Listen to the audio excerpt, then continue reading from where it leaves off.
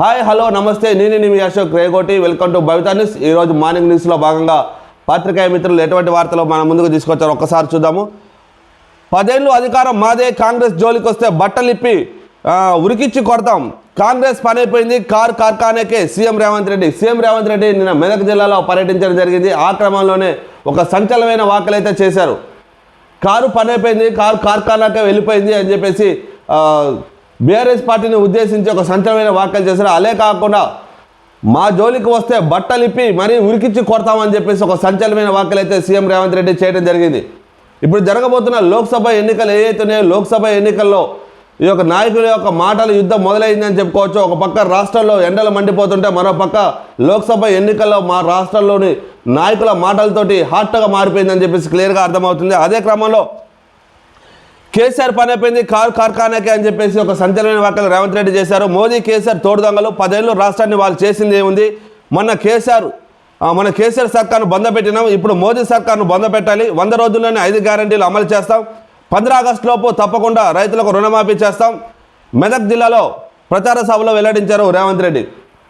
అంతేకాకుండా గత కొంతకాలంగా రైతు రుణమాఫీ ఏదైతుందో రైతు రుణమాఫీ గురించి పదే సీఎం రేవంత్ రెడ్డి మాట్లాడటం జరుగుతుంది. అదే క్రమంలో ప్రతిపక్షాల పార్టీలు కూడా రైతు రుణమాఫీ గురించి కాంగ్రెస్ పార్టీని ప్రశ్నించడం కూడా జరుగుతుంది.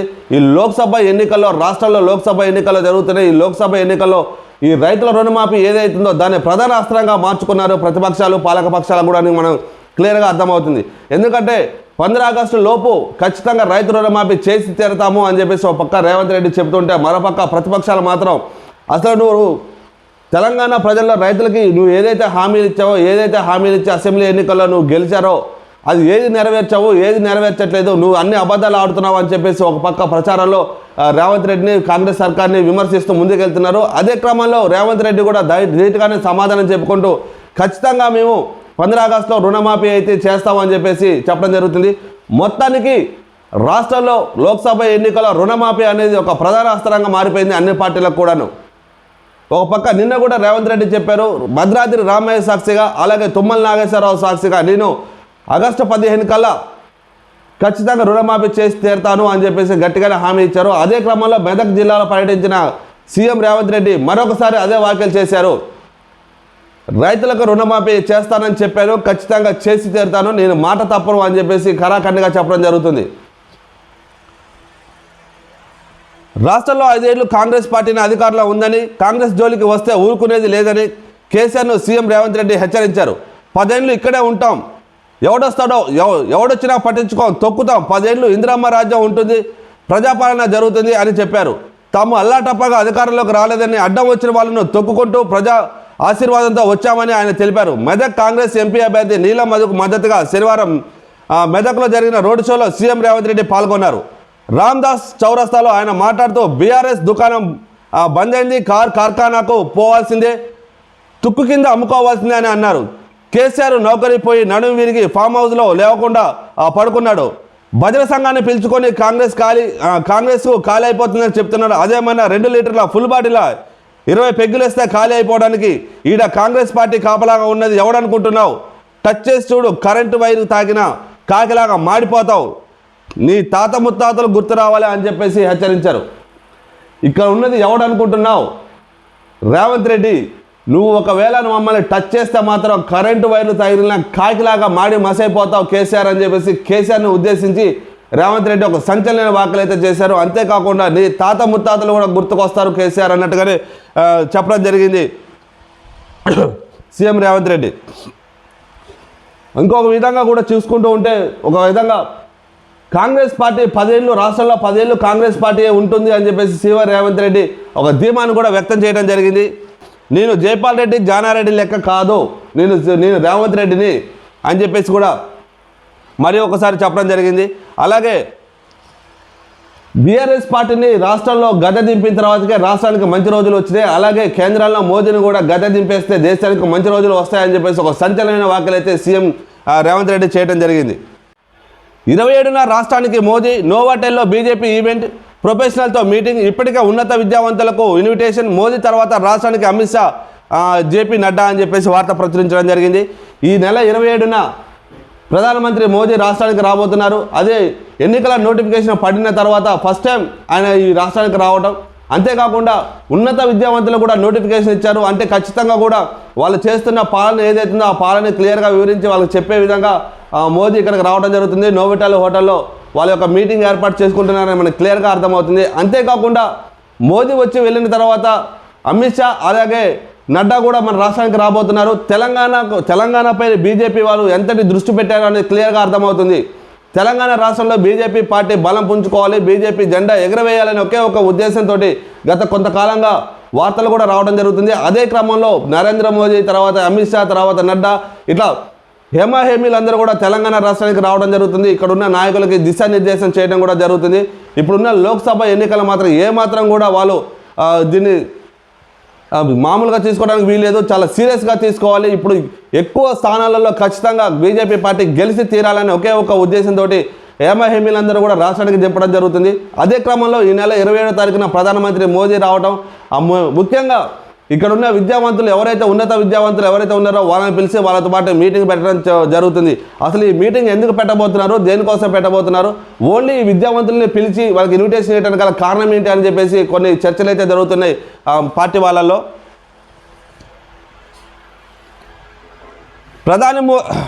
ప్రధాని నరేంద్ర మోదీ ఈ నెల 27న రాష్ట్రానికి రానున్నారు. ఆ రోజు హైటెక్ సిటీ నోవోటల్ హోటల్లో బీజేపీ ప్రత్యేక కార్యక్రమాన్ని ఏర్పాటు చేసింది. ఈ ఈవెంట్లో మోదీ పాల్గొంటున్నట్లు పార్టీ వర్గాల ద్వారా తెలిసింది. ఇందులో భాగంగా ప్రొఫెషనల్తో ఆయన భేటీ కానున్నారు. ఆ మేరకు ఐటీ ఉద్యోగులు, డాక్టర్స్, ఇంజనీర్లు, లాయర్లు సహా ఉన్నత విద్యావంతులు ఇన్విటేషన్ పంపించినట్లు తెలిసింది. పార్లమెంట్ ఎన్నికల్లో ఉన్నత విద్యావంతులు ఓట్లు కీలకమవుతాయని భావిస్తూ బీజేపీ అందుకు అనుగుణంగా వారితో మీటింగులు ఏర్పాటు చేస్తున్నట్టు పార్టీ వర్గాలు చెబుతున్నాయి. ఎన్నికల నోటిఫికేషన్ వచ్చిన తర్వాత ప్రధానమంత్రి మోదీ రాష్ట్రానికి రావడం ఇదే తొలిసారి. ప్రధాని మోదీ తర్వాత హోంశాఖ మంత్రి అమిత్ షా, బీజేపీ జాతీయ అధ్యక్షుడు జేపీ నడ్డా కూడా రాష్ట్రానికి రానున్నారని చెప్పేసి వార్త ప్రచురించడం జరిగింది. మాకు మద్దతు ఇవ్వండి, సిపిఐకి డిప్యూటీ సీఎం భట్టి విజ్ఞప్తి. బీజేపీని అడ్డుకోవడానికి కలిసి పనిచేద్దామని సూచన. ఇండియా కూటమికి సపోర్ట్ చేస్తామని కూనంనేని. లోక్సభ ఎన్నికల్లో కాంగ్రెస్ పార్టీ మద్దతు ఇవ్వాలని సిపిఐ నేతలు డిప్యూటీ సీఎం భట్టి విక్రమార్క కోరారు. బీజేపీని అడ్డుకోవడానికి కలిసి పనిచేద్దామని ఆయన సూచించారు. శనివారం హైదరాబాద్ హిమాయత్ నగర్లోని సిపిఐ ఆఫీస్ మగ్దాం భవన్లో సిపిఐ నేతలతో భేటీ అయ్యారు. తాజా రాజకీయాలు లోక్సభ ఎన్నికలపై సిపిఐ నేతలతో ఆయన చర్చించారు. అనంతరం మీడియాతో భట్టి మాట్లాడారు. బీజేపీ అడ్డుకోవాలంటే సిపిఐ కాంగ్రెస్ కలిసి పనిచేయాల్సిన అవసరం ఉందని ఆయన పేర్కొన్నారు. కేసీఆర్ చెప్పుడు మాటలు విని చెడిపోయిండు, ఆయన వెంట ఉన్నోళ్లతోనే బీఆర్ఎస్కు ఆగమైంది. ఇప్పటికైనా మేల్కోకపోతే బీఎస్పీకి పట్టిన గతే పడుతుంది. మంత్రి చైర్మన్ గుత్తా సురేందర్ రెడ్డి ఒక సంచలనమైన వ్యాఖ్యలు అయితే చేశారు. కేసీఆర్ తనతో ఉన్న వాళ్ళతోనే బీఆర్ఎస్ పార్టీ చెడిపోయింది అని చెప్పేసి గుత్తా సురేందర్ రెడ్డి చెప్పడం జరిగింది. అలాగే చెప్పుడు మాటలు విని కేసీఆర్ ఆగమైండు అని చెప్పేసి సురేందర్ రెడ్డి ఒక సంచలనమైన వ్యాఖ్యలు అయితే చేశారు. అదే క్రమంలో ఇకనైనా కేసీఆర్ మేల్కోకపోతే బీఎస్పీకి పట్టిన గతే పడుతుంది, కాబట్టి ఇకనైనా కేసీఆర్ మేల్కోవాలి, ఏం జరుగుతుంది అనేది తనలో తాను ప్రశ్నించుకోవాలి, తర్వాత పార్టీని ఒక గాడిలో పెట్టాలి అని చెప్పేసి సురేందర్ రెడ్డి ఒక సూచనలు ఇవ్వడం కూడా జరుగుతుంది. అదే క్రమంలో ఎవరైతే కేసీఆర్ పక్కన ఉన్నారో వాళ్ళ ద్వారానే బీఆర్ఎస్ పార్టీ ఆగమైపోయింది, అది ఆయనకు అర్థం కావట్లేదు. కేసీఆర్ చెప్పిన మాటలు మాత్రమే వింటున్నాడు, ఏం జరుగుతుంది అనేది ఆయన గ్రహించలేకపోతున్నాడు, చెప్పిన మాటలు విని ఆయన ఆగమైపోతున్నాడు అని చెప్పేసి గుత్తా సురేందర్ రెడ్డి ఒక సంచలనమైన వ్యాఖ్యలు అయితే చేయడం జరిగింది. కేసీఆర్ 16 సార్లు రిక్వెస్ట్ చేస్తే పార్టీలో చేరిన మంత్రి పదవి ఇస్తారని చెప్పి ఇవ్వలేదు. బీఆర్ఎస్లోనే లిల్లీ పిట్స్ ఉన్నారు, పార్టీలో ప్రజాస్వామ్యం లేకుండా పోయిందని కామెంట్ చేశారు. కేసీఆర్ 16 సార్లు రిక్వెస్ట్ చేస్తే పార్టీలో చేరిన మంత్రి పదవి ఇస్తారని చెప్పి ఇవ్వలేదు, కొన్ని నెలలుగా అపాయింట్మెంట్ కూడా నాకు ఇవ్వట్లేదని చెప్పేసి గుత్తా సురేందర్ రెడ్డి ఒక సంచలనమైన వ్యాఖ్యలు అయితే చేశారు. బీఆర్ఎస్లోనే లిల్లీ పిట్స్ ఉన్నారు, పార్టీలో ప్రజాస్వామ్యం లేకుండా పోయిందని కామెంట్ చేశారు. గల్లాపెట్టి అడుగుతా, రేవంత్తో హామీలు నెరవేర్చే బాధ్యత నాది. దొంగ వాగ్దానాలతో కాంగ్రెస్ అధికారంలోకి పేద కూలీలకు 12,000, రైతుకు ఎకరాకు 15,000 ఏమైనాయి అని చెప్పేసి ప్రశ్నించారు. కాంగ్రెస్కు ఓటు వేసినా రాహుల్ ప్రధాని కాలేరు, బీఆర్ఎస్కు ఓటు వేస్తే అది వృధానే. ఉప్పల్ రోడ్ షోలో బీజేపీ మల్కాజ్గిరి ఎంపీ అభ్యర్థి ఈటల రాజేందర్ ఒక సంచలనమైన వ్యాఖ్యలు చేయడం జరిగింది. మీరు కాంగ్రెస్కు ఓటు వేసినా కూడా రాహుల్ గాంధీ అయితే ప్రధానమంత్రి కాలేడు, గల్లాపెట్టి ఖచ్చితంగా సీఎం రేవంత్ రెడ్డిని అడుగుతా, ఆయన చేసిన హామీలు ఏమైనాయి, ఎందుకు నెరవేర్చట్లేదు, ఆ హామీలని నెరవేర్చే బాధ్యత నాది, ఖచ్చితంగా గల్లాపెట్టి అడుగుతాను, ఆ అధికారం నాకు ఉంది, ఎందుకంటే ప్రజలు నన్ను ఎన్నుకుంటున్నారు, ప్రజల కోసం నేను పనిచేస్తాను, కాబట్టి రాష్ట్ర సీఎం అయినా సరే గల్లా పెట్టి అడిగి ఏదైతే హామీలు చెప్పారో ఆ హామీలు నెరవేర్చే బాధ్యత నాది అని చెప్పేసి ఈ మల్కాజ్గిరి ఎంపీ అభ్యర్థి ఈటల రాజేందర్ చెప్పడం జరుగుతుంది. అదే క్రమంలో బీఆర్ఎస్కు ఓటు వేశారని కాదు వృధానే, అలాగే కాంగ్రెస్కు ఓటు వేసినా కూడా రాహుల్ గాంధీ అయితే ప్రధానమంత్రి కాలేడు అని చెప్పేసి ఈటల రాజేందర్ ఒక సంచలనమైన వ్యాఖ్యలు అయితే చేశారు. దొంగ హామీలతో కాంగ్రెస్ అధికారంలోకి వచ్చిందని రేవంత్ రెడ్డి గల్లాపట్టి వాటిని అమలు చేసే బాధ్యత నాదని చెప్పేసి బీజేపీ మల్కాజ్గిరి ఎంపీ అభ్యర్థి ఈటల రాజేందర్ కామెంట్ చేశారు. ఉప్పల్లో శనివారం నిర్వహించిన రోడ్ షోలో మాట్లాడిన ఆయన హామీలు అమలు చేయని రేవంత్ రెడ్డిని బస్తీలకు రానివ్వబోమని చెప్పేసి అన్నారు. ఏదైతే అసెంబ్లీ ఎన్నికల ముందు హామీలు ఇచ్చారో రేవంత్ రెడ్డి అవి అమలు చేయకపోతే బస్తీలకు కూడా రానివ్వము, మేము అడ్డుకుంటాము అని చెప్పేసి ఈటల రాజేందర్ చెప్పడం జరిగింది. అంతేకాకుండా గల్లా పట్టి అడిగి మరి ఆ హామీలను నెరవేర్చే బాధ్యత నాది, నేను తీసుకుంటున్నాను అని చెప్పేసి ఈటల రాజేందర్ చెప్పడం జరుగుతుంది. ఏదేమైనప్పటికీ నాయకుల మధ్య వాదనతోటి రాష్ట్రంలో అయితే వేడి ఎక్కువైపోతుందని చెప్పేసి క్లియర్గా అర్థమైపోతుంది. లోక్సభ ఎన్నికల క్రమంగా ఒక పక్క ఎండలు, ఒక పక్క ఈ రోడ్ షోలతో నాయకులు చేస్తున్న మాటలు ప్రజల్లో ఒక రకమైన టెన్షన్ స్టార్ట్ అయింది, వేడి మొదలైంది, లోక్సభ ఎన్నికల వేడి మొదలైందని కూడా క్లియర్గా అర్థమవుతుంది. గులాబీలో గుత్తా టెన్షన్, పార్టీ విధానంపై విమర్శలు, ఆయన చేజారుతారనే అనుమానం. సురేందర్ రెడ్డి బీఆర్ఎస్ పైన ఒక సంచలనమైన వ్యాఖ్యలు అయితే చేశారు. ఇందాక కూడా మనం చూసాము, మాజీ సీఎం కేసీఆర్ పైన ఒక సంచలనమైన వ్యాఖ్యలు చేశారు. అదేవిధంగా దిశ పేపర్లో కూడా అదే వార్తని హైలైట్ చేస్తూ వార్తలు రాయడం జరిగింది. గులాబీలో గుత్త టెన్షన్, పార్టీ విధానంపై విమర్శలు, ఆయన పార్టీ మారుతారనే అనుమానాలు ఉన్నాయని చెప్పేసి వార్త ప్రచురించడం జరిగింది. ఒక పక్క నేను పార్టీ మారట్లేదు, బీఆర్ఎస్ పార్టీలో ఉంటున్నానని చెప్పినా కూడా నమ్మే ప్రసక్తి బీఆర్ఎస్ పార్టీలో లేదు. ఎందుకంటే ఆ పార్టీలో ఉంటూ ఆ పార్టీని విమర్శ చేయడం పట్ల చాలామందికి ఒక అనుమానాలు అయితే వ్యక్తమవుతున్నాయి. ఖచ్చితంగా కాంగ్రెస్ గూటికి వెళ్తారేమో తను కూడా అని చెప్పేసి ఒక అనుమానాలు వ్యక్తమవుతున్నాయి. ఇద్దరు ఎమ్మెల్యేలపైన వేటు వేస్తారనే ఆందోళన, లోక్సభ ఎన్నికల టైంలో సర్వం మారడంపై మల్లగుల్లాలో ఓటింగ్పై ఎఫెక్ట్ పడుతుందనే ఒక చర్చలు. ఖచ్చితంగా ఇప్పుడున్న లోక్సభ ఎన్నికల ముందు ఏదైతే బీఆర్ఎస్ నాయకులు పార్టీలు మారుతున్నారో ఖచ్చితంగా వాళ్ళు పార్టీలు మారితే ఖచ్చితంగా ఓట్ల మీద ఎఫెక్ట్ పడుతుంది, బీఆర్ఎస్ ఓటు బ్యాంక్ చీలే ఛాన్సెస్ ఉందని చెప్పేసి ఒక అనుమానాలు కూడా వ్యక్తం అవుతున్నాయి. ఒకవేళ ఈ లోక్సభ ఎన్నికల ముందు ఎమ్మెల్యేలు కానీ కార్యకర్తలు కానీ నాయకులు కానీ పార్టీ మారితే ఖచ్చితంగా అది బీఆర్ఎస్కి పెద్ద షాక్, పెద్ద ఎఫెక్ట్ అని కూడా మనం చెప్పుకోవచ్చు. బీఆర్ఎస్ సైతం సొంత పార్టీ నేత శాసనమండలి చైర్మన్ గుత్తా సురేందర్ రెడ్డి శనివారం చేసిన విమర్శలు ఆ పార్టీలో టెన్షన్ పుట్టిస్తున్నాయి. పార్టీ వీడేందుకు ఆయన సిద్ధమయ్యారా అనే విమర్శలు కూడా వ్యక్తమవుతున్నాయి. అందులో భాగంగానే ఆయన బీఆర్ఎస్ పార్టీ విధానంపై విమర్శలు చేశారు అనే చర్చలు మొదలయ్యాయి. పార్టీ మారే ప్రసక్తే లేదని క్లారిటీ ఇచ్చినా తొందరలోనే కాంగ్రెస్లో చేరబోతారనే ఊహాగానాలు వినిపిస్తున్నాయి.